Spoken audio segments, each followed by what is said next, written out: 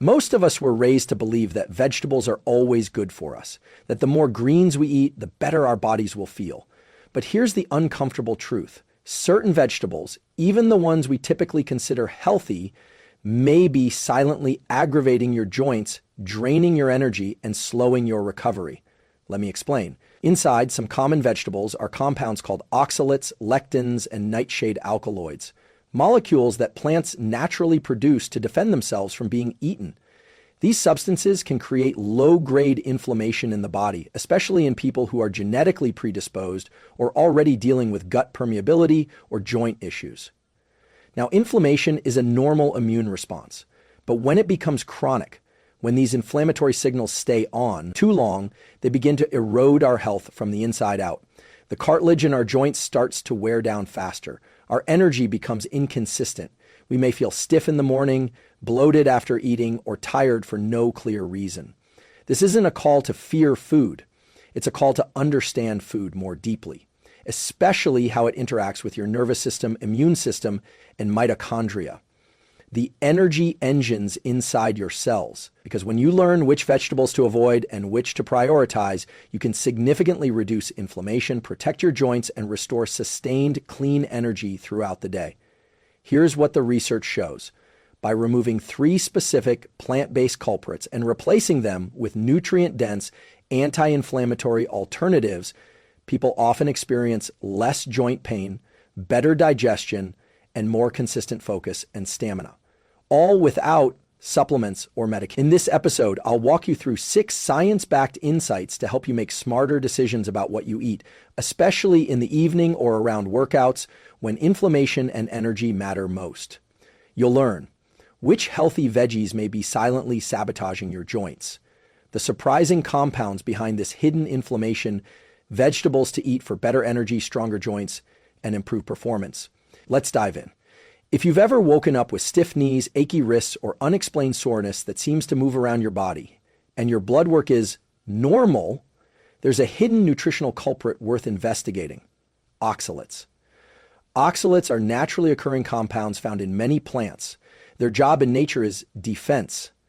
In our bodies, however, they can have unintended consequences, particularly in the joints, kidneys, and connective tissues. Spinach, beets, Swiss chard, and even almonds and sweet potatoes are all high in oxalates.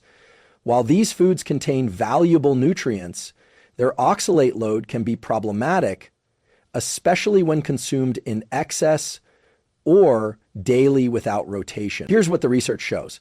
A study published in Clinical Rheumatology found that elevated oxalate levels were associated with increased joint pain and inflammation in individuals with underlying metabolic imbalances or gut permeability issues. One in another study from Nephrology Dialysis Transplantation, oxalate buildup was linked to calcium oxalate crystal formation, not only in the kidneys, but also in peripheral tissue, including joint cartilage too. What's happening in your body is this: oxalates can bind to calcium and form sharp, needle-like crystals. If your body can't efficiently eliminate them due to genetic variations, gut dysbiosis, or low hydration, these crystals may settle in joints, leading to inflammation, discomfort, and even tissue damage over time. You might not feel it immediately, but over weeks or months, you'll notice stiffness, crunchy joints, or pain that seems disproportionate to your activity. The issue becomes more pronounced with age. After 50, your body's natural detoxification pathways, especially in the kidneys and liver, can slow down. That means your tolerance for high oxalate foods may decline, even if they never bothered you before. A simple tool to apply is this: if you eat high oxalate vegetables like spinach or beets regularly, try replacing them 3-4 days per week with lower oxalate greens, such as arugula, romaine, watercress, or mustard greens. These still provide essential nutrients, but are far less inflammatory. Also, cooking matters. Boiling spinach, for example, can reduce oxalate content by up to 87%, according to data published in the Journal of Agricultural and Food Chemistry 3. So if you enjoy these foods, make sure they're cooked and always rotate your greens. Another tip: Pair oxalate-containing foods with calcium-rich options like sardines or a small serving of yogurt. Calcium binds to oxalates in the gut and helps prevent their absorption into the bloodstream, reducing the burden on your kidneys and joints. Have you noticed that your joint stiffness flares up after certain meals, especially green smoothies or plant-based dishes? It's not your imagination. Your biochemistry is responding to plant compounds that were never designed for constant consumption in concentrated form. This doesn't mean spinach is bad, but it does mean that for certain people, especially those over 50 or dealing with arthritis, gout, or fibromyalgia, high oxalate foods can silently amplify symptoms.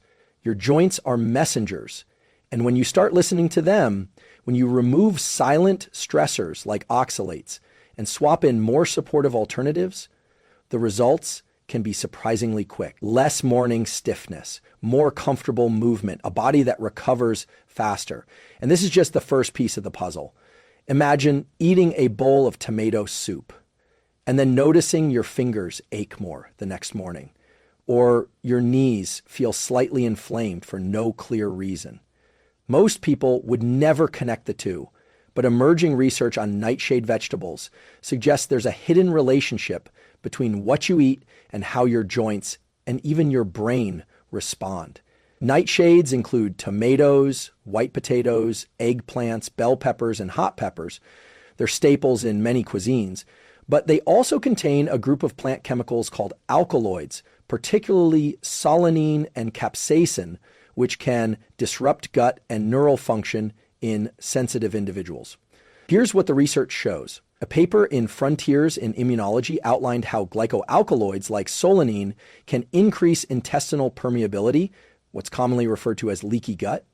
When the gut barrier becomes compromised, inflammatory molecules like lipopolysaccharides, LPS, can enter the bloodstream and activate immune responses throughout the body, including in the joints and brain tumors. This matters because the gut joint and gut brain axes are tightly interconnected. When the gut is inflamed, it often sends signals via the vagus nerve and immune cytokines that elevate pain sensitivity in joints and trigger brain fog, fatigue, or even mild depression. What's happening in your brain when this occurs is a low-grade neuroinflammatory response. Think of it like a dimmer switch turning up the volume on discomfort. The pain is real, but the source is subtle, often dietary. Have you ever felt unusually irritable, foggy, or stiff after a night of pizza salsa or eggplant parmesan? These reactions are more than food sensitivities. They may be a nervous system and immune system response to alkaloid sigmissibly. To be clear, not everyone reacts to nightshades, but in people with existing gut issues, autoimmune conditions, or chronic joint pain, these vegetables can act like a silent amplifier. A simple protocol to test your response is this. Remove all nightshades from your diet for 10-14 days. No tomatoes, potatoes, peppers, or eggplants.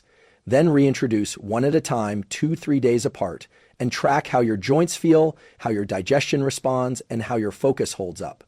You can substitute nightshades with anti-inflammatory options like zucchini, cucumber, carrots, pumpkin, or steamed leafy greens.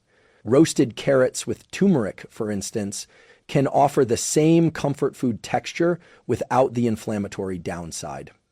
Here's another helpful tool. If you do eat nightshades, try pressure cooking or slow roasting them. Cooking helps break down some of the problematic compounds, making them easier on the gut and nervous system. And remember, if this insight is helping you connect the dots between your food and your joint or brain health, consider subscribing. This channel is here to help you decode your biology and turn complex science into practical, empowering tools. Because the more precisely you understand what your body is reacting to, the better you can support it.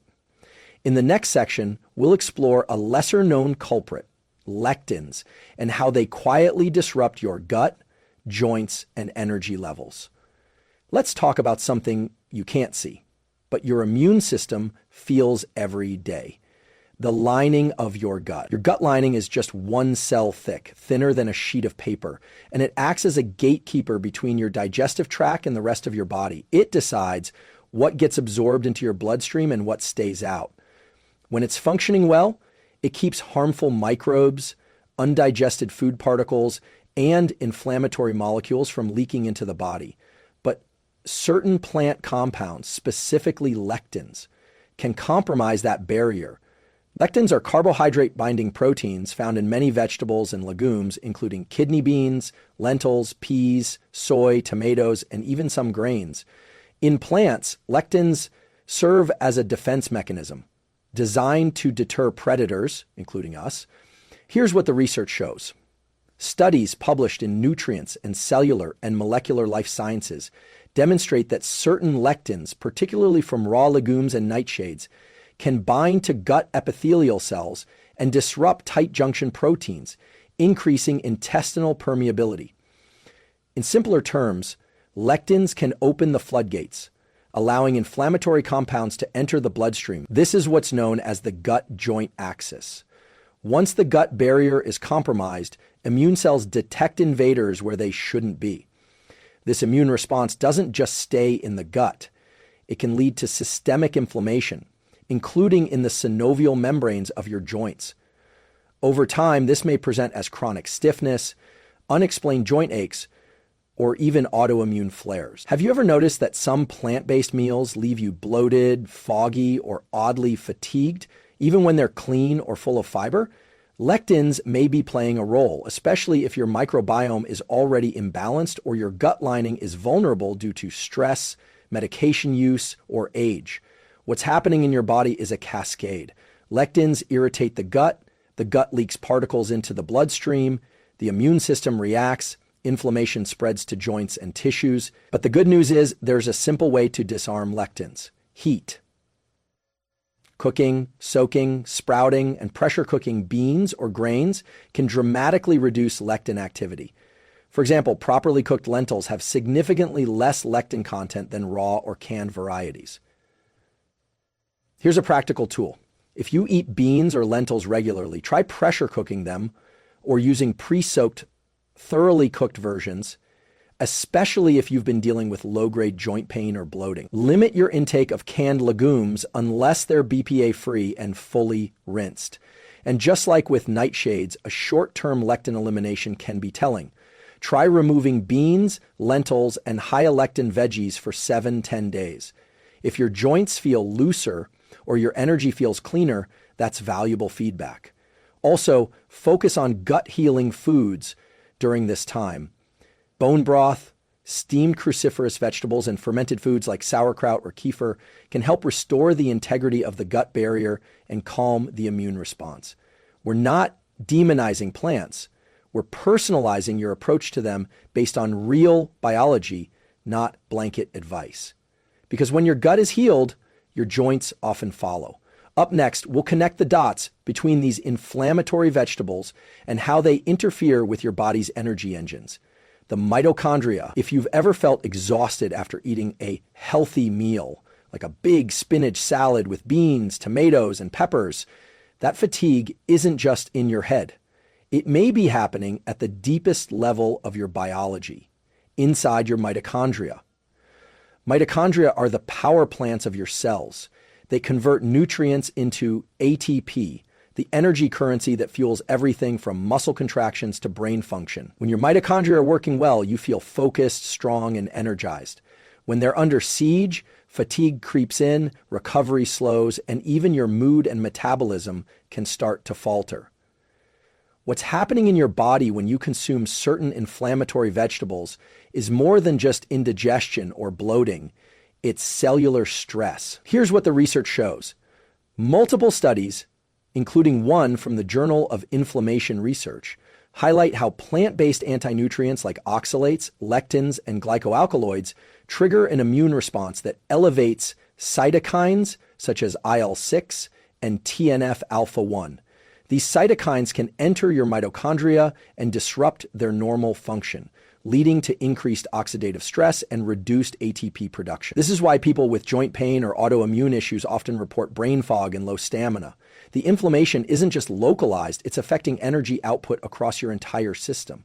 Now, you may be wondering, how can vegetables, something we've always been told are healthy, do this? Here's a helpful analogy. Think of your mitochondria like high-performance engines. They run smoothly when fueled with the right inputs: clean protein, healthy fats, and antioxidants. But if you pour in a little sugar, sand, or sludge, even if it's organic sludge, the engine starts to sputter. In the context of your diet, that sludge can be oxalates from spinach, lectins from undercooked beans, or alkaloids from tomatoes and peppers. On their own, these aren't toxic, but when combined with stress, poor sleep, or underlying inflammation, they create a burden your mitochondria can feel. A simple tool to apply is this: build meals around mitochondria-supportive vegetables, like cooked cruciferous vegetables, e.g., broccoli, cauliflower, dark leafy greens with low oxalate content, e.g., arugula, bok choy, and deeply pigmented low lectin roots like purple carrots or turnips. Also, cook your vegetables gently, steam, roast, or pressure cook them to reduce anti-nutrient load while preserving their antioxidant value. Avoid raw heavy meals if you've been feeling sluggish. Your digestive system and mitochondria may not be able to keep up with the processing demand. Have you noticed how your energy drops an hour or two after a salad-heavy lunch, especially one packed with raw spinach or legumes? That's not a coincidence. It may be a mitochondrial signal, a quiet whisper from your cells saying, "This input isn't working for me right now." And remember, this is dynamic. Just because your body tolerated certain vegetables in your 30S doesn't mean they're optimal for you in your 50S or 60S. Mitochondrial resilience naturally declines with age. But the good news is you can support it with smart nutrition. If this kind of insight is helping you connect the dots between your food, your energy, and your performance, consider subscribing. There's so much more we can do together to upgrade your biology and daily well-being. Next, we'll explore which vegetables, when prepared properly, don't just avoid inflammation, but actively reverse it. These foods are like medicine for your mitochondria, joints, and nervous system. So far, we've talked about what to avoid. But let's shift gears now and explore a group of vegetables that, when eaten correctly, can heal the very systems other plant compounds may inflame. Cruciferous vegetables like broccoli, cauliflower, Brussels sprouts, and cabbage are often misunderstood. Some people avoid them due to bloating, while others fear they're goitrogenic or hard on the thyroid. But when cooked properly and paired with supportive habits, they can become one of the most anti-inflammatory, mitochondria-boosting foods you can eat. Here's what the research shows. Cruciferous vegetables are rich in compounds called glucosinolates. When broken down through chewing or cooking, glucosinolates convert into powerful bioactive molecules, the most famous being sulforaphane. Sulforaphane has been shown in studies published in the Proceedings of the National Academy of Sciences in Clinical Immunology to reduce pro-inflammatory cytokines like IL-1B and TNF-A, the same molecules that damage joints, increase pain sensitivity, and impair mitochondrial function. 1,200 in your body when you eat cooked broccoli or cauliflower isn't just digestion, it's chemical modulation. Sulforaphane acts like a messenger that tells your genes to upregulate antioxidant production via the NRF2 pathway, enhance detoxification enzymes in the liver, and reduce systemic inflammation. Think of sulforaphane like flipping a switch in your cells, turning on protection and turning down stress. Here's the key: preparation matters. Many of the gas or bloating complaints associated with cruciferous vegetables come from eating them raw or overcooked. When raw, they're harder to digest. When overcooked, boiled until limp, their beneficial compounds degrade. A simple tool to apply is this: lightly steam cruciferous vegetables for 3-5 minutes, just until vibrant green and tender. This method preserves sulforaphane while making them easier on the gut. Another great technique is to chop the vegetables and let them sit for 10 minutes before cooking. This activates the enzyme myrosinase, which boosts sulforaphane production. You can also pair cruciferous vegetables with healthy fats, like olive oil or avocado, to enhance nutrient absorption, especially of fat-soluble antioxidants like vitamin K and beta-carotene. Here's something most people miss.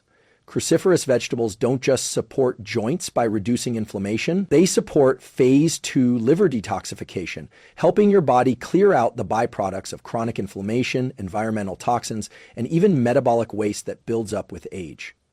Have you ever eaten a meal with steamed broccoli, olive oil, and wild salmon, and felt clear, clean, and stable afterward? That's not just satiety, that's biochemical harmony.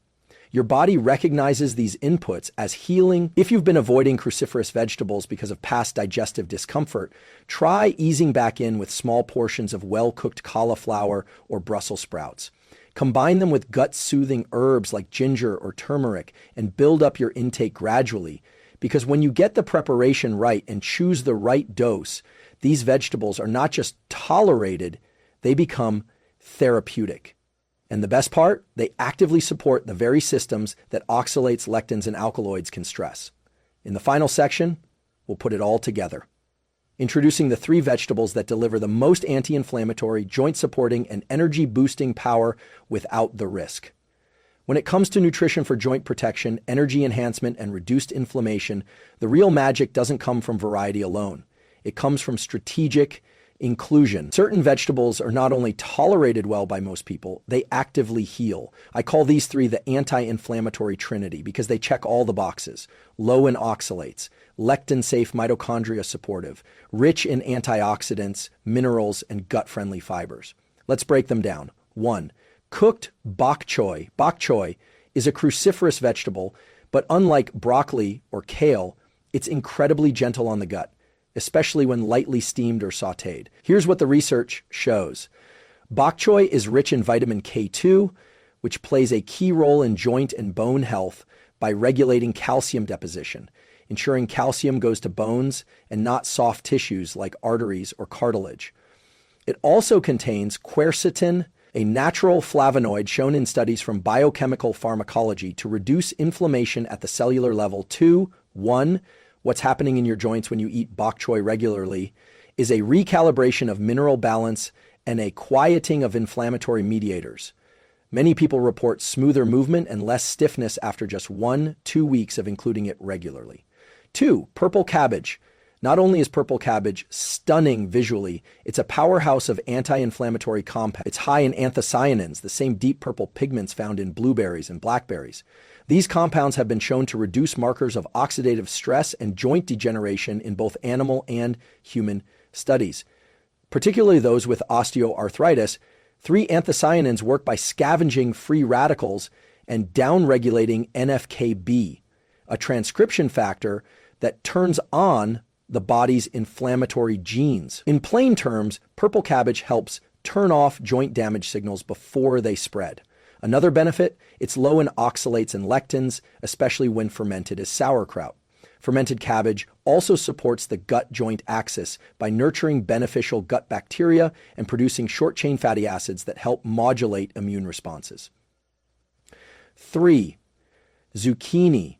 Zucchini is one of the most underappreciated anti-inflammatory vegetables, mainly because it's so mild. But don't let its softness fool you.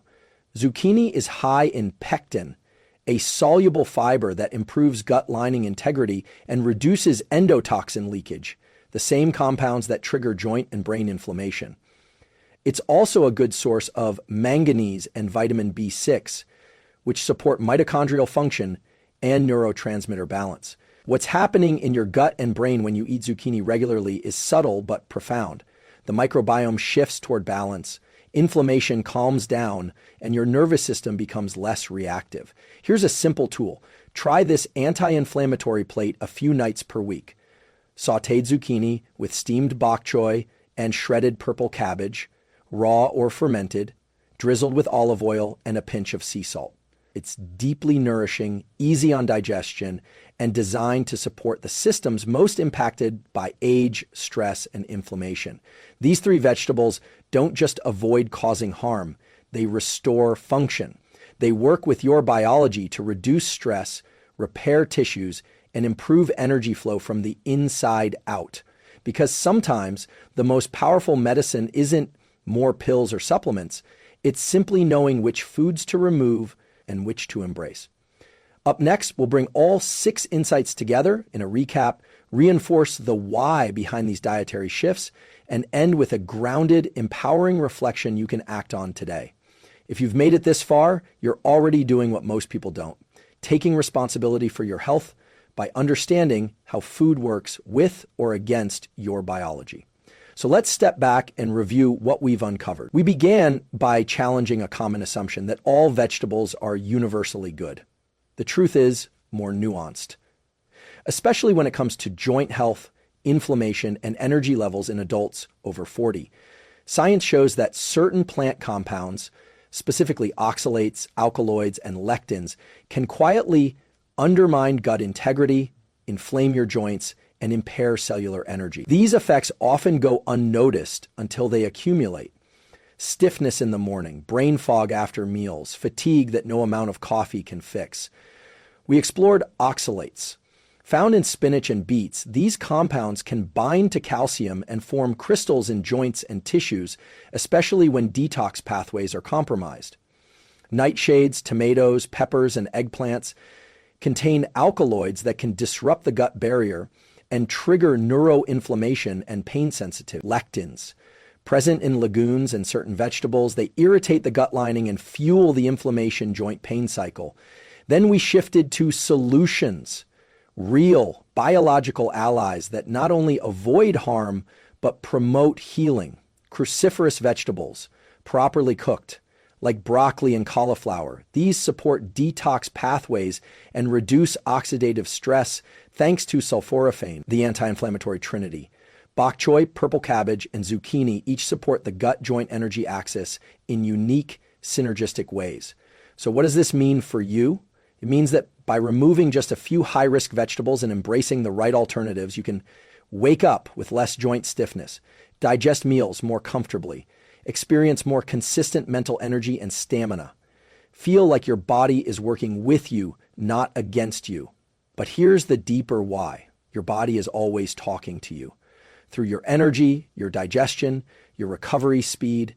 When you listen to that feedback and respond with intelligence and compassion, everything begins to shift. Not overnight, but day by day. Here's your challenge. For the next 10 days, remove spinach, tomatoes, and beans. In their place, try a combination of bok choy, purple cabbage, and zucchini, lightly cooked and paired with a protein-rich anti-inflammatory meal. Track how you feel, not just your joints, but your mood, your sleep, your focus. Let your biology speak. Because the right foods are not about trends. They're about alignment with how your body truly functions. If this message resonates, if you found clarity in the science and feel empowered to experiment for yourself, I invite you to join this community. Like this video, subscribe to the channel, and share in the comments. Have you noticed a difference when removing certain vegetables? What foods make you feel your best? This is a space for growth, grounded in science, guided by experience, and committed to truth over trend. Thank you for watching, and remember, better food choices don't just protect your joints, they unlock your potential.